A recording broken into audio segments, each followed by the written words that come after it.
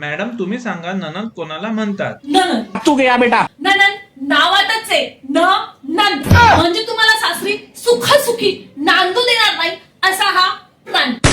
हा राहतो सासरी, पण याची नजर मात्र माहेरच्या घरामध्ये आग लावल्याशिवाय या बयाच्या नरड्याखाली घास उतरत.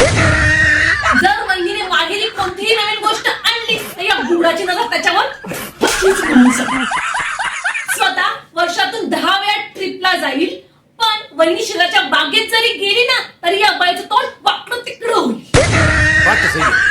माहेरी येऊन सासरच्या बढायक्या ठोकेल, पण भावाच्या लेकरासाठी 2 रुपयाचा बिस्किटचा पुडा आणताना सुद्धा या महामायेला ब्रह्मांड आठवेल.